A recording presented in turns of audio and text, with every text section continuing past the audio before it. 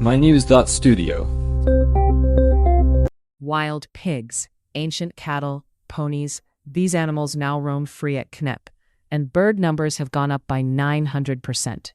The question is, could letting nature take over actually help fix our planet? Today's date is February 4th, 2026. Let's talk about the Knepp Wilding project in Sussex, UK. Over 20 years, this estate shifted from intensive farming to rewilded land, and in that time, breeding birds increased by 900%. Ellie, can you break down how that transformation happened? Absolutely. The main step was bringing in free-roaming herbivores, Old English longhorn cattle, Exmoor ponies, Tamworth pigs, plus red and fallow deer. These animals took on the ecological roles that wild megafauna used to play. They graze, dig, browse, disturb the land differently. That activity created a patchwork across the estate: scrub, grassland, hedges, glades.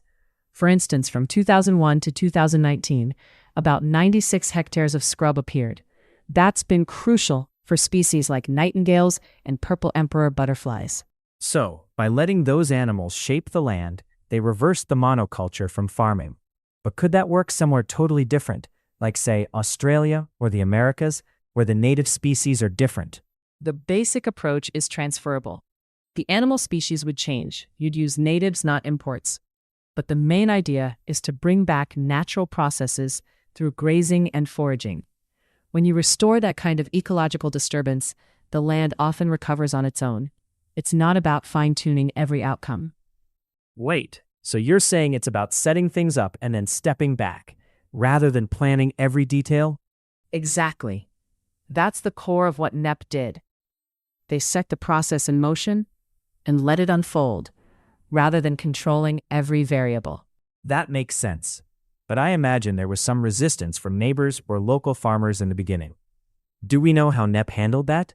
The reports don't lay out every detail, but Knepp's approach was pretty adaptive. Charlie Burrell and Isabella Tree, who own the estate, didn't set fixed targets. They allowed the process to develop, which probably avoided some conflict because there wasn't a rigid plan to push back against. Over time, as the project progressed, they diversified: ecotourism, selling wild meat, and environmental payments. That financial mix showed rewilding could actually support itself, which likely changed attitudes locally. So, if rewilding can pay for itself, it's easier to get buy-in. Do we have any numbers on how much Knepp makes from these new businesses? Their nature tourism brings in about £800,000 a year. On top of that, wild meat production yields 35 tons annually. Charlie Burrell said that if they sold all their wild meat directly, they could match what they used to get from government farm subsidies. That's significant. It means they're not reliant on traditional subsidies anymore. Do you see that model influencing policy or being copied elsewhere? Are there similar setups in other regions yet? So far, there's no strong evidence of direct policy change or identical models elsewhere, at least in the latest reports.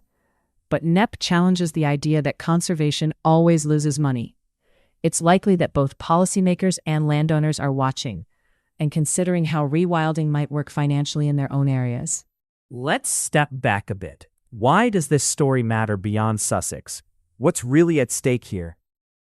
Biodiversity loss is a global issue. It threatens food security, the climate, and human health. The Knepp project is proof that rewilding can actually reverse these losses on a large scale. It's not just a theory, it's real long-term evidence.